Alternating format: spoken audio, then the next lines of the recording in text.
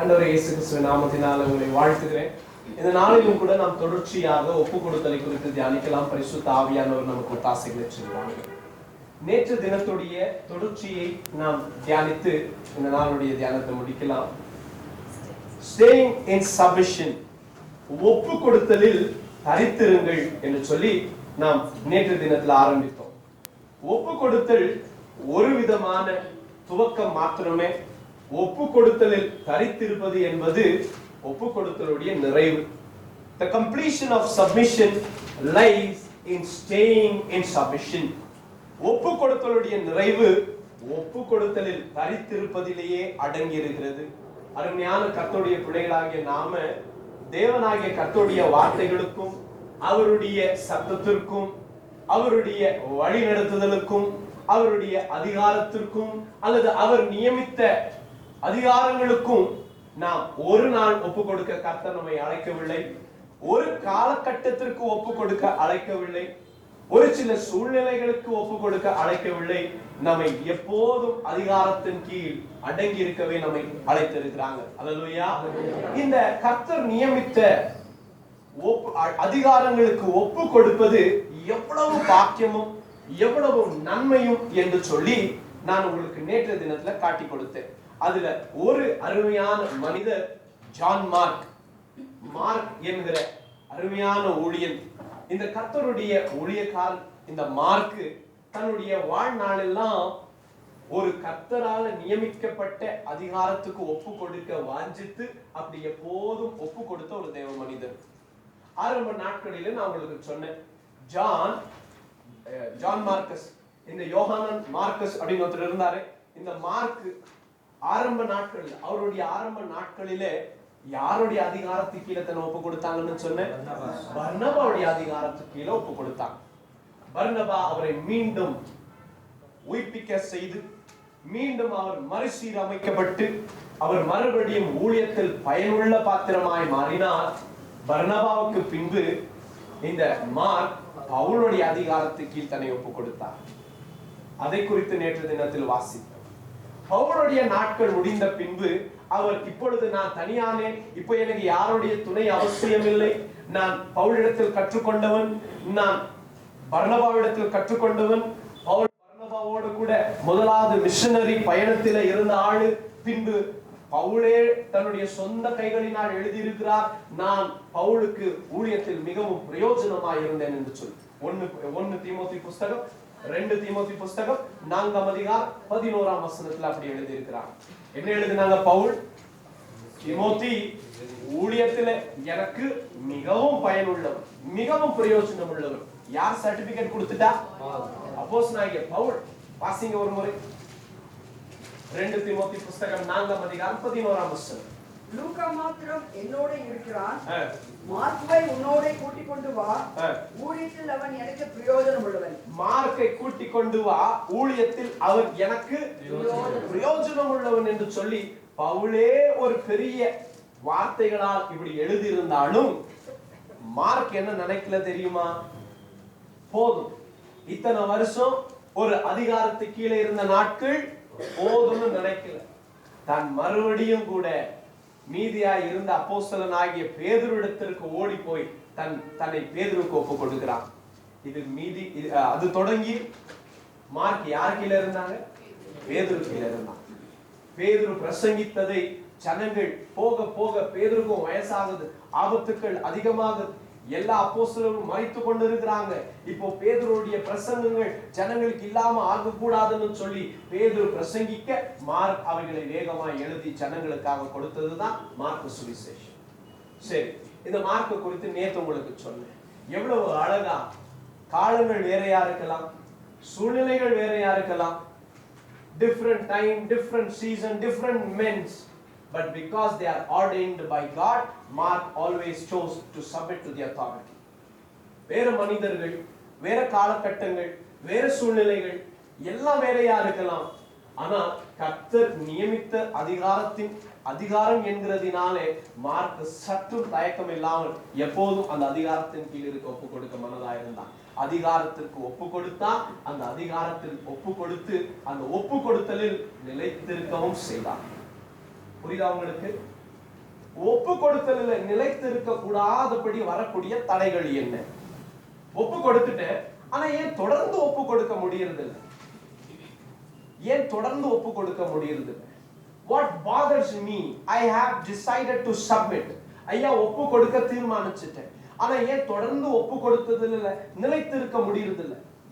ஒரு நாள் ஒப்பு கொடுக்க முடிஞ்சுச்சே தவிர ஏன் இந்த ஒப்பு கொடுத்ததுல என்னால் நிலைத்து இருக்க முடியாம போகுது? என்னுடைய போராட்டம் தான் என்ன? என்னுடைய பிரச்சனைகள் என்ன? பாருங்களேன், முதலாவது அதுக்கு காரணம் என்ன? முதல் காரணம் மாமிசம். The first reason that many of them would not sustain in submission, many of them would not endure in submission, many of them would not stay in submission. ஏன் அநேகர் ஒப்பு கொடுத்தாங்க, அந்த ஒப்பு கொடுத்தலில் ஏன் நிலைத்திருக்க மாட்டாங்க? அதுக்கு போராட்டம் முதல் காரணம் என்னமா? மாமிசம். மாமிச இச்சை என்று எழுதி கொள்ளலாம். மாமிச இச்சை, மாமிசம், அதற்கு காரணம் மாமிசம். அந்த மாமிசத்துக்கு கீழே ஒண்ணு இச்சைன்னு எழுதிக்கலாம். என்ன மாமிசம்? இப்ப உதாரணத்துக்கு பாருங்களேன், மத்தேயு புஸ்தகம் 26ஆம் அதிகாரம் வசனம் 33 34 எடுத்து வாசிக்கலாம். மத்தேயு புஸ்தகம் 26ஆம் அதிகாரம் வசனம் 33 34. பேதுரு அவருக்கு பிரதியுத்தரமாக, உமது நிமித்தம் எல்லாரும் இடரும் அடைந்தாலும் பேதுரு சொல்லுகிறார், ஆண்டவராகிய இயேசுவே, உம் நிமித்தமாய் எல்லாரும் இடரல் அடைந்தாலும் நான் ஒரு காலமும் இடரல் அடைவதில்லை என்றான். இயேசு அதற்கு பிரதியுத்தரமாக பேதுருவை நோக்கி, இந்த ராத்திரியிலே சேவல் கூவுவதற்கு முன்னே நீ என்னை 3 முறை நீ என்னை மறுதலிப்பாய் என்று மெய்யாகவே உனக்கு சொல்லுகிறேன் என்று சொன்னான். நல்லா கவனிங்க கர்த்தருடைய பிள்ளைகள். What did Peter say? Even though they all fall away because of you, I will never fall away. என்ன சொன்னாங்க? எல்லாரும் விழுந்தாலும் நான், அவருடைய மாமிசம் நிலைத்திருக்க முடியல. அவரும் எல்லாரும் விலகி ஓடுனாங்க, ஆனா இவரு மறுதலிக்கவும் தூஷிக்கவும் சபிக்கவும் தொடங்கினார் என்று வேதம் சொல்லுது. And that is exactly what flesh can do. Flesh will not help us to remain submitted. It will always try to sneak out from the authority ordained by God. கர்த்தரால் நியமித்த அதிகாரத்திலிருந்து எப்படியாக விலகி தப்பித்து ஓடிக்கொள்ளத்தான் நினைக்கும் மாமிசம். அவைகளால் மாமிசத்தால நல்ல கவனிங்க, மாமிசத்தால உபத்திரவத்தை மேற்கொள்ள முடியாது. மாமிசத்தால கர்த்தருக்கு பிரியமா வாழ முடியாது. மாமிசம் ஒரு நாளும் கர்த்தருக்கு ஒப்பு கொடுக்க முடியாது. அப்படிதான் ரோமரின் புஸ்தகம் 8ஆம் அதிகாரம் 7ஆம் வசனத்துல வாசிக்கிறோம். வாசித்து பாருங்க வேகமா. இது அநேக முறை மற்ற செய்திகளுக்கும் நான் பயன்படுத்தின ஒரு வசனம் தான். ரோமரின் புஸ்தகம் 8ஆம் அதிகாரம் 7ஆம் வசனத்தை வாசிங்க. மாமிசம் என்பது நம்முடைய பழைய சுபாவம். எப்படி என்றால் மாமிச சிந்தை தேவனுக்கு விரோதமான பகை. மாமிச சிந்தை தேவனுக்கு விரோதமான பகை. அது தேவனுடைய நியாயப்பிரமாணத்துக்கு கீழ்ப்படியாமலும், அது தேவனுடைய நியாயப்பிரமாணத்துக்கு கீழ்ப்படியாமலும் கீழ்ப்படிய முடியாது. இந்த மாமிசம் ஒரு நாள் கர்த்தருடைய அதிகாரத்துக்கு ஒப்பு கொடுக்க முடியாது, ஆகாதது. It will always fight against the God's ordained order. தேவனால் நியமித்த இந்த முறைகளுக்கு, தேவனால் நியமித்த இந்த வழிகளுக்கு மாமிசம் ஒரு நாள் என்ன பண்ணாதுங்க? ஏற்றுக்கொள்ள மாட்டாது. அதுக்குதான் கர்த்தர் என்ன சொன்னாங்க தெரியுமா? ஆண்டவராகிய இயேசு, நீங்க தேவ ராஜ்யத்தை சுதந்தரிக்கணும்னா நீங்க மீண்டும் பிறக்கணும். ஆவினாலும் ஜலத்தினாலும் நீங்க மீண்டும் பிறக்கணும். இந்த மாமிசமும் ரத்தமும் தேவ ராஜ்யத்தை சுதந்தரிக்க மாட்டாதுன்னு 1 கொரிந்தியர் புஸ்தகம் 15ஆம் அதிகாரம் 50ஆம் வசனம் நினைக்கிற வாசிக்கிறோம்.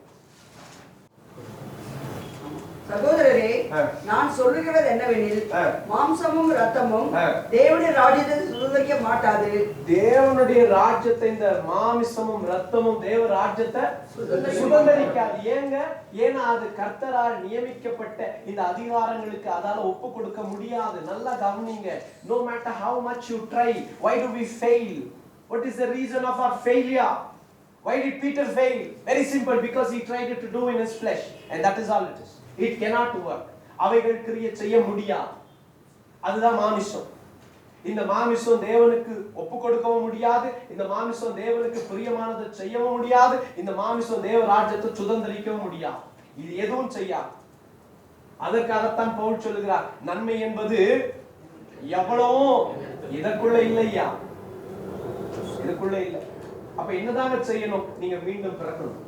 இந்த புதிய மனுஷன் ஆவிக்கேற்றபடி ஆவியில பிறக்கணும். நீங்க ஆண்டவரை இயேசு சொன்னாங்க, ஒருவன் ஜலத்தினாலும் ஆவினாலும் நீங்க பிறக்கணும். இந்த ஆவியில பிறக்கிற மனுஷன் தான் ஜெயிக்கிறவன். புரியுதா உங்களுக்கு? இந்த ஆவியில பிறக்கிற மனுஷன் தான் ஜெயம் இருக்கிறவன். இந்த ஆவியினால பிறந்தவன் ஆவினால நிரப்பப்பட்டு ஆவியானவரால நடத்தப்படுவான். அவன் மாமிசத்துக்கு ஏற்றபடி நடக்க மாட்டான், ஆவிக்கு ஏற்றபடி நடப்பான். இப்ப பாருங்க, மாமிசம் ஒரு நாளும் கர்த்தருக்கு ஒப்பு கொடுக்காது, ஆவியில மட்டும்தான் ஆகும். அப்ப என்னதான் வழி? கலாத்தியர் புஸ்தகம் 5:16 வாசிங்க. கலேசியஸ் சாப்டர் 5 verses 16. கலாத்தியரின் புஸ்தகம் 5ஆம் அதிகாரம் 16ஆம் வசனத்தை வாசிங்க. பின்னும் நான் சொல்லுகிறது என்னவென்றால், பின்னும் நான் உங்களுக்கு சொல்லுகிறது என்னவென்றால், ஆவிக்கேற்றபடி நடந்து கொள்ளுங்கள். ஆவிக்கேற்றபடி நடங்க. அப்பொழுது மாம்ச இச்சையை நிறைவேற்றாது. அப்போ மட்டும்தான் மாம்ச இச்சையை நிறைவேற்றாம இருப்போம். அப்படி இல்லைன்னா ஒரு நாள் 2 நாள் தாங்கும், 3ஆவது நாள் மறுபடியும் சிக்கும், மறுபடியும் 4 நாள். இது கர்த்தருடைய பிள்ளைகளா வரணும், ஆவியில பிறக்கணும்னு போராடுற பிள்ளைகளுக்கு உண்டாகுகிறது. மறுபடியும் 4 நாள் போராடுவான், ஜெபம் பண்ணுவான், மன்னிப்பை கேட்பான், திரும்பியும் 2 நாள் போராடுவான், 4 நாள் மறுபடியும் சிக்குவான், மறுபடியும் 2 நாள் போராடுவான், மறுபடியும் 4 நாள் சிக்குவான். And this cycle will keep happening until you try to be born, until you are born in spirit again. Until you are born in spirit. ஆவியில பிறக்கிறவர்கள் மாத்திரமே அப்படி செய்ய முடியும். என்னங்க பண்ணணும்? ஆவியில பிறக்க நான் என்னங்க பண்ணணும்? ஆவியில பிறக்கணும். நான் மாம்சத்தில் இருக்கிற நான் ஆவியில பிறக்கணும். கரெக்ட். கம். எப்படிங்க ஒரு மனுஷன் மீண்டும் பிறக்கிறது? இதே கேள்விதான் யார் கேட்டான்? நிக்கோதேமு கேட்டான். ஒரு தாயின் கர்ப்பத்துக்குள் மறுபடியும் ஒருத்தன் போய் பிறக்க முடியுமா ஐயா? அப்படி சொல்லல. யூதருக்கு தலைவரா இருக்கிறீங்களே, உங்களுக்கு இதுவும் தெரியாதா? திருப்புங்க யோவான் புஸ்தகம் 3ஆம் அதிகாரம்.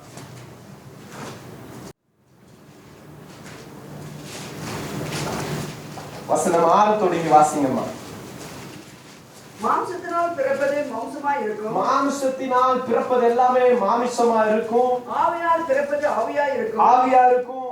நீங்கள் மறுபடியும் பிறக்க வேண்டும் என்று நான் உனக்கு சொன்னதை குறித்து அதிசயப்பட வேண்டாம். அதிசயப்பட வேண்டாம். காற்றானது தனக்கு இஷ்டமான இடத்திலே வீசுகிறது, காற்றானது தனக்கு இஷ்டமான இடத்தில் வீசுகிறது, அதன் சத்தத்தை கேட்கிறாய், அதன் சத்தத்தை கேட்கிறாய், ஆயினும் அது இந்த இடத்திலிருந்து வருகிறது என்றும் இந்த இடத்துக்கு போகிறது என்றும் இந்த இடத்துக்கு போகிறது என்றும் உனக்கு தெரியாது. ஆவியினால் பிறந்தவன் எவனோ, ஆவியினால் பிறந்தவன் எவனோ அவனும் அப்படியே இருக்கிறான், அவனும் அப்படியே இருக்கிறான் என்று சொன்னான். அல்லேலூயா, அல்லேலூயா. அருமையான கர்த்தருடைய பிள்ளைகளே, நாம் வேதாகமத்தில் வாசிக்கிறோம். That is why many of us cannot stay in submission. Most of them cannot stay in submission.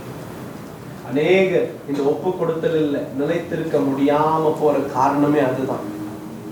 மாம்சத்துல கிரியைகளை செய்ய நினைப்போம், அது ஆகாது. And that is why the problem is that most of the times. ரெண்டாவது, ஏன் ஆவியில முதல் காரணம் என்ன? ஏன் ஆவியில நிலைத்திருக்க ஒப்பு கொடுத்தல்ல ஏன் நிலைத்திருக்க முடியல? ஃபர்ஸ்ட் காரணம் என்ன? மாம்சம். இரண்டாவது என்ன காரணம்? நாம ஒப்பு கொடுத்தலில் ஏன் நிலைத்திருக்க முடியறதில்ல? ரெண்டாவது காரணம் என்ன? அனுபவம். என்னங்க? அனுபவம், எக்ஸ்பீரியன்ஸ் ஆர் ஓவர் கான்ஃபிடன்ஸ் வச்சுக்க. இது ரெண்டும் எழுதிக்க. எது வேணுமோ நீங்க உங்க புரிஞ்சுக்கிறதுக்காக ஜஸ்ட் எழுதுங்க. ஏன் அநேகர் மறுபடியும் இந்த ஒப்பு கொடுத்தல் நிலைத்திருக்க முடியாதுன்னு சொன்னா, அவர்களுடைய அனுபவங்களே அவங்களுக்கு ஆபத்தா போகும். நல்லா கவனிங்க. ஆவியானவர் இல்லாமல் வெறும் அனுபவங்கள் அவர்களை ரட்சிக்காது. ஆவியானவர் இல்லாமல் வெறும் அனுபவங்கள் அவர்களுக்கு ஆவிக்கேற்றபடி நடக்க முடியாது. கலாத்தியரின் புஸ்தகம் 3ஆம் அதிகாரம் வசனம் 3 வாசிங்க. கலாத்தியர் 3ஆம் அதிகாரம் வசனம் 3. ஆவியினாலே ஆரம்பம் பண்ணின நீங்கள், ஆவியினாலே ஆரம்பம் பண்ணின நீங்கள் இப்பொழுது மாம்சத்தினாலே முடிவு பெற போகிறீர்களோ? இப்பொழுது மாம்சத்தினாலே முடிவு பெற போகிறீர்களோ நீங்கள் இத்தனை புத்தியினர்களா என்று பவுல் கேட்கிறார். இவங்க எப்படி ஆரம்பிச்சாங்க? ஆவியில இருந்தாங்க, ஒப்பு கொடுத்து இருந்தாங்க. ஆனா இப்போ என்ன பண்றாங்க? முன்ன மாதிரி இல்ல. இப்படி ஆக வாய்ப்புகள் உண்டா? எல்லா வாய்ப்புகளும் உண்டு.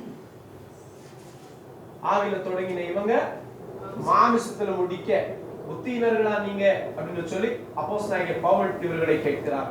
அருமையான கர்த்தருடைய பிள்ளைகளே, ஏன் அப்படி கேட்டாங்க?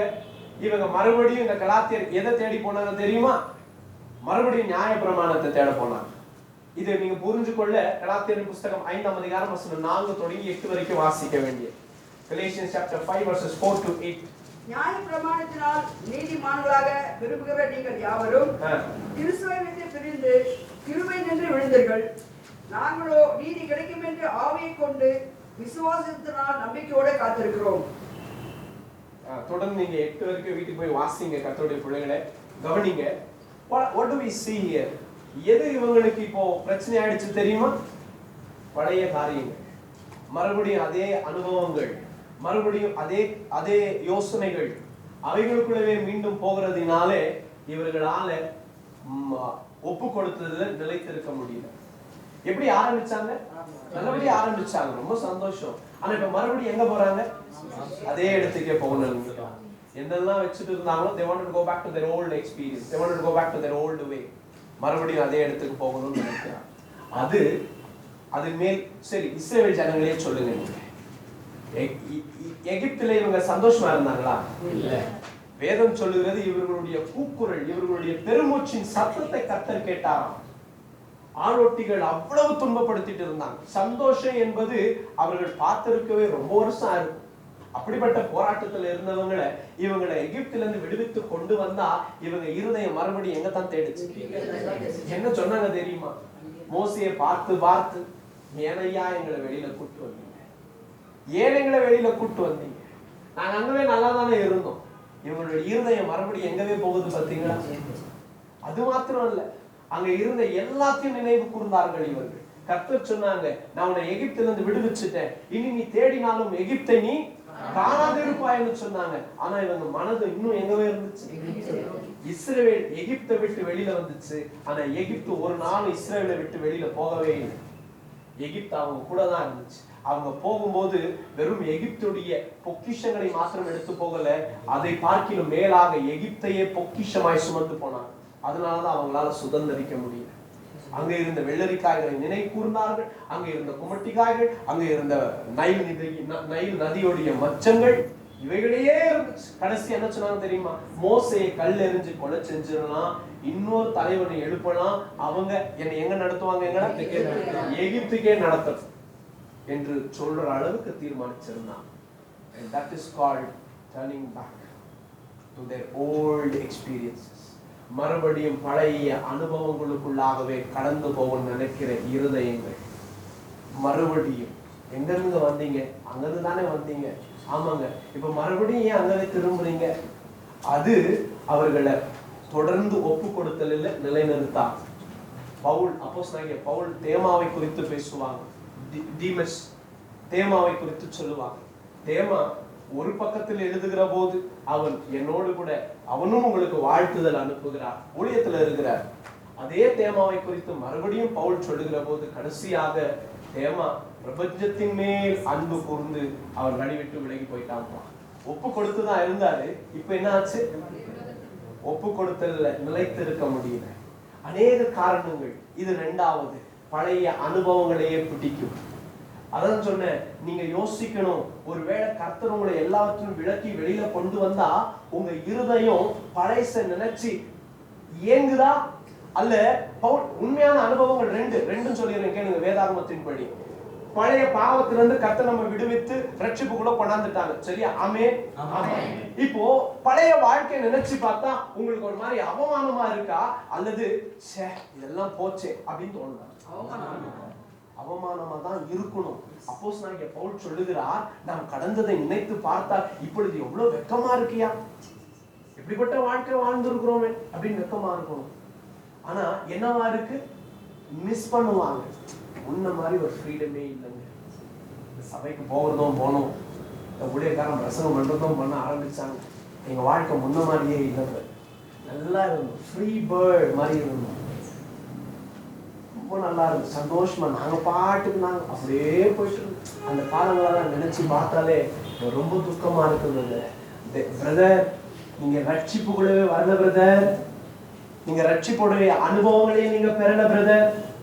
ரட்சிப்புடைய அனுபவம் என்ன தெரியுமா பிரதர்? இந்த சந்தோஷத்துக்கு முன்பாக அது எல்லாமே உங்களுக்கு வெக்கமா தான் படும். ஐயோ இப்படிப்பட்டதா. எனக்கு ஒரு சில நேரங்களை எனக்கு பழைய போட்டோ கூட எனக்கு பார்க்க பிடிக்காது. நான் தெரியுமா, அதெல்லாம் ஒரு வாழ்க்கையா? கர்த்தருக்கு பாருங்க, நாம இன்னைக்கு என்ன பண்றோம், நாளைக்கு விதமா இருக்க போகும், இன்னும் கர்த்தருக்கு என்ன செய்யலாம் அப்படி தோணுதான்னு பாருங்க. இன்னமும் அதே பழைய காரியங்களின் மேல் உங்க மனது போகும், அலைமோதுமானால் நல்லா சொல்றேன் கேளுங்க, உங்க ரட்சிப்பு பெரிய கேள்வி. அந்த ஏக்கம் உங்களை என்னைக்கு வேண்டாலும் திரும்பி கொண்டு போயிடும். புரியுதா உங்களுக்கு? உங்களை யாரோ கட்டாயப்படுத்தி நிறுத்தி வச்சிருக்கிறாங்க, கட்டாயப்படுத்தி ரொம்ப நாளைக்கு யாரையும் பிடிச்சு வைக்க முடியாது, போயிடுவாங்க, முடியாது, அவங்க நிலை நிற்க முடியாது. புரியுதா உங்களுக்கு? மூணாவது கடைசியா அடுத்தது காரணம் என்ன? அடுத்த காரணம் என்ன? மூணாவது பணம். மூணாவது என்ன? ஆசை, பணம். அது என்னன்னா இருக்கலாம், அது ஆசையா இருக்கலாம், நிலமா இருக்கலாம், ஐஸ்வர்யமா இருக்கலாம், பதவியா இருக்கலாம், ஏதாவது இருக்கலாம். சரியா? அழிந்து போகிறதுக்கான இயக்கம்.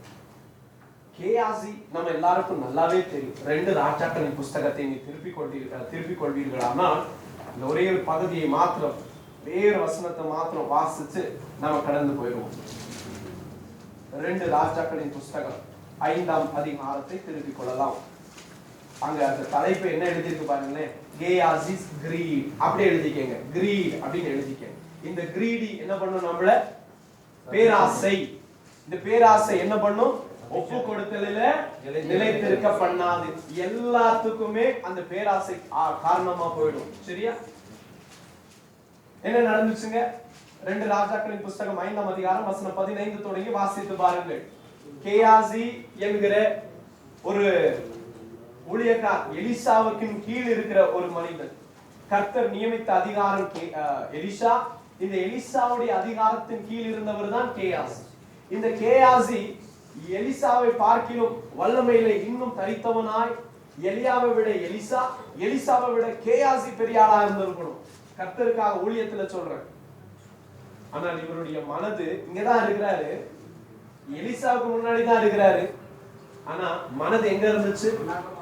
நாகமான் கொண்டு வந்த வெள்ளி மேல, நாகமான் கொண்டு வந்த மாற்று வஸ்திரத்தின் மேல். ஐயோ, என் எஜமான் இப்படி பண்ணிட்டாரு, நான் மறுபடியும் போவேன், அவரிடத்தில் கேட்டு வாங்கி கொள்வேன் என்று சொல்லி கேயாசி ஓடி போகிறான். நமக்கெல்லாம் தெரியும் தானே, பரிசுத்த ஆவியானவரால நிரம்பி ரதத்துக்கு முன்பாக ஓடின எலியாவை தெரியும், ரதத்துக்கு முன்பாக ஓடின பிலிப்பை தெரியும். ஆனால் அதே போல ரதத்துக்கு முன்பாக ஓடின கேயாசிய தெரியுமா? அவனும் ஓடினான். ஓடி போய் கேயாசி நிறுத்தி, எஜமான் சொன்னாங்க, போய் எஜமான் சொன்னாங்க, இப்பதான் யாரும் வந்தாங்கன்னா அவங்களுக்கு மாத்த வஸ்திரம் 1-2 தரம் எடுத்துக்கு, இதெல்லாம் எடுத்துக்கு, வெள்ளியையும் மாற்று வஸ்திரங்களையும் எல்லாத்தையும் ஆட்களோடு அனுப்பி வைக்கிறாங்க. அவர் நேரா வீட்டு கொண்டு போய் எல்லாத்தையும் வைக்க வேண்டியதெல்லாம் மறைக்க வேண்டியதெல்லாம் மறைச்சு ஓடி வந்து மறுபடியும் எலிசா முன்னாடி நின்னாங்க. எலிசா எவ்வளவு அழகா ஒரு கேள்வி கேட்டாரு பாருங்க, வாசிக்கலாம். 25ஆம் வசனம்.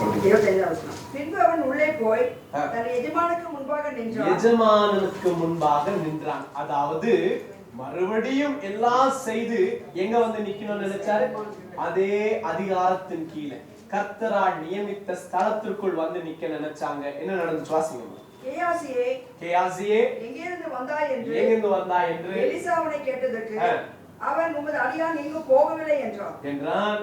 அப்பொழுது அவன் இவனை பார்த்து, அந்த மனுஷன் உனக்கு எதிர்கொண்டு வர தன் ரதத்திலிருந்து இறங்கி திரும்புகிற போது என் மனம் உடனே கூட செல்லவில்லையா? என் மனம் உன்னோடு கூட செல்லவில்லையாப்பா? பணத்தை வாங்குறதற்கும் வஸ்திரங்களையும் ஒளிவு தொப்புகளையும் திராட்சை தோட்டங்களையும் ஆடு மாடுகளையும் வேலைக்காரர்களையும் வேலைக்காரிகளையும் வாங்குவதற்கு இது காலமா? எதுங்க அதிகாரத்திலிருந்து விலக்கி கொண்டு போயிடுச்சாங்க? ஆசை. கிரீடி. யூதாச எதுங்க இழுத்துட்டுச்சு? பணம். 30 வெள்ளிக்காசு. அருமையான கர்த்தருடைய பிள்ளைகளை, வேதம் சொல்லுகிறது பண ஆசை எல்லா தீமைக்கும் வேறா இருக்கு. பணம் பாருங்க, நீங்க காசு வச்சிருந்தீங்கன்னா காசை தப்புன்னு நான் சொல்ல வரல. நம்முடைய எல்லா தேவைக்கும் பணம் தேவைதான் இருக்கட்டும். ஆனா அந்த பணத்தின் மேல ஆசை இருக்கக்கூடாது. இல்ல ஆசை இருக்கக்கூடாது பணத்தின் மேல. பண தேவைக்கு வேணும், ஆனா பணத்தின் மேல நம்ம ஆசை இருக்கக்கூடாது. We should not have love for money. We need money. I understand that. God understands that. That is why He created all these things for us. God blesses our salary. நம்ம கர்த்தர்ட்ட என்ன சொல்றோம்? எங்க சம்பள பணத்தை ஆசீர்வதிங்க ஆண்டவரே அப்படின்னு கர்த்தர்ட்ட கேட்கிறோம் இல்லையா? ஆமா, கர்த்தர் ஆசீர்வதிக்கிறவர் தான், அது பிரச்சனை இல்லைங்க. ஆனா அதுமே நம்முடைய நேசம் இருக்கக்கூடாது. We should not have love for our wallet. We should not have love for our pockets. We should not have love for our bank accounts. We should not have love for it. Have everything. உங்க ஜோப்ல பைசா இருக்கட்டும், குறையாமலே இருக்கட்டும், உங்க அக்கவுண்ட்ல நல்லா அழகா இருக்கட்டும், நீங்க கஷ்டப்பட்டு சம்பாரிச்சு சேர்த்து வச்சதெல்லாம் நீங்க தான் சாப்பிடுங்க, எல்லாம் கரெக்ட். ஆனா அது மேல் ஆசை வைக்காதீங்க. Don't love it. That is all what God has told us. Don't love it. மற்றவர்களுக்கு ஏழைகளுக்கு கொடுங்க. நமக்கு கையில கர்த்தர் என்ன கொடுக்கிறாரோ, நான் நல்லா சொல்றேன் கேளுங்க, கர்த்தர் நம் கைகளில் என்ன கொடுக்கிறாரோ அதில சபைக்கு பங்குண்டு, ஊழியக்காரர்களுக்கு பங்குண்டு, அதாவது மிஷனரிகள் ஊழியக்காரர்கள் எல்லாருக்கும் பங்குண்டு, விதவைகளுக்கு பங்குண்டு, ஏழைகளுக்கு பங்குண்டு, திக்கற்றவர்களுக்கு பங்குண்டு, உங்களுக்கும் பங்குண்டு. எங்களுக்கு இதெல்லாம் தெரியாது. பாஸ்டருக்கு கொடுத்துட்டா பாஸ்டர் இதெல்லாம் பேச மாட்டாங்க. நமக்கு வந்தது வந்துச்சா அதோட போதும் இல்லையா? இல்ல நான் இதே சர்ச்சில் சொல்லியிருக்கேன், நீ கொடுக்கிற தசம பாகம் தான் அதுதான். அதை நீங்க என்ன காணிக்க கொடுறீங்களோ, நமக்கு இங்க தசம பாகம்ன்றது ஒண்ணு கிடையாது. அது நீங்க உற்சாகமா உங்க மனசுல கர்த்தர் என்ன சொல்றாங்கன்னு நீங்க அதை போடுங்க, அது உங்க விருப்பம்னு சொல்லியாச்சு. ஒருவேளை அவ்வளவுதாங்க எங்களால கொடுக்க முடியும்னு சொன்னா நீ அதையும் முழுசா போட வேண்டாம். அதில் ஒரு பங்கு கொண்டு போய் ஏழைக்கு கொடு, விதவைக்கு கொடு. We are not here for any of these things. What we want is to do what God wants us to do. நமக்கு என்ன வேணும் தெரியுமா? இங்க கர்த்தர் என்ன நினைக்கிறாரோ நம்ம அதுதான் செய்யணும். பிரதர், நாங்க அப்படியெல்லாம் பண்ணா நீங்க வாடகை எப்படி கட்டுவீங்க? அது நான் ஏன் கவலைப்படணும்? அது என் கர்த்தர் பார்த்துக்கணும். எனக்கு வேணுமா இருக்கிறது என்ன தெரியுமா? கர்த்தர் என்ன சொல்லியிருக்கிறாங்களோ அதன்படி நான் செய்யணும். அதன்படி தான் உங்களுக்கும் கர்த்தர். நான் 2000 தான் போடும், 1000 ரூபாய் போடு, 1000 எடுத்துட்டு போ, ஏழைக்கு கொடு. ஒரு 500 ரூபாய் ஒரு விதவை கொடு, ஒரு 500 ரூபாய் ஏழைக்கு கொடு. இல்ல பிரதர், இதை தவிர என்கிட்ட இன்னமும் இருக்கு, அப்ப அதுல கொடு. ஆனா எங்களுக்கு மனசு வராது, அப்ப நான் சொன்னபடி அதுக்கும் மனசு வராது, அது நீங்களாச்சு கர்த்தராச்சு. நான் சத்தியத்தை உங்களுக்கு சொல்லி கொடுத்துருக்கேன். புரியுதா உங்களுக்கு? அருமையான கர்த்தருடைய பிள்ளைகளே, இங்க வேணுமா இருக்குது என்ன தெரியுமாங்க? ஒப்பு கொடுக்க. அல்லேலூயா. கர்த்தர் நம்ம விட உண்மை உள்ளவங்க. நமக்கே கர்த்தரை குறிச்சு ஒரு அளவுக்கு ஆசையும் வைராக்கியமும் வாஞ்சையும் இருந்தா நம்ம குறித்து கர்த்தருக்கு ஜீவனை கொடுக்கிற வைராக்கியம் வந்து. அல்லேலூயா. நம்ம எந்திரிச்சு நின்று ஜெபம் பண்ணி முடிக்கிறோம். பரிசுத்த ஆவியானவர் நமக்கு உதவி செய்வார். சர்வ வல்லமையுள்ள பிதாவே, தர்மியான வேலைக்காக நன்றி செலுத்துகிறோம். நீர் நல்லவரப்பா, நல்லவராகவே இருக்கு. ஏன் ஒப்பு கொடுத்தலில் நிலை நிற்க முடியல? ஒண்ணு மாமிசம், இரண்டாவது பழைய வாழ்க்கைக்கு மறுபடியும் போக நினைக்கிற தூண்டுதல்கள், மூன்றாவது பேராசை. இவைகள் எல்லாவற்றுக்கும் விலகி இருக்க கிருபை கொடுங்க. இவைகள் இருக்குமானால் உங்களால ரொம்ப நாளைக்கு ஒப்பு கொடுக்க முடியாத தேவப்பிள்ளையே. இதை தவிர இன்னும் அநேக காரியங்கள் உண்டு, எல்லாவற்றையும் பேச நேரம் பத்தாது. இது 3 காரியங்களை கத்துக்கங்க. இது 3ல தான் அநேகர் விழுந்திருக்கிறாங்க. நீங்களும் நானும் ஜாக்கிரதையா இருக்கணும், கர்த்தருடைய வழியில நடக்கணும். பரிசுத்த ஆவியின் உதவிகளை செய்யுங்க. தொடர்ந்து அப்பா பிள்ளைகளை ஆசீர்வதிங்க. சுகபத்திரமாக வீடு திரும்ப திரும்ப பாருங்க. எல்லா துதிகரமாய்க்கும் ஒரு செலுத்துகிறோம். இயேசுவின் நாமத்தில் ஜெபிக்கிறோம். ஜெபம் கேளும் ஜீவனுள்ள நல்ல பிதாவே.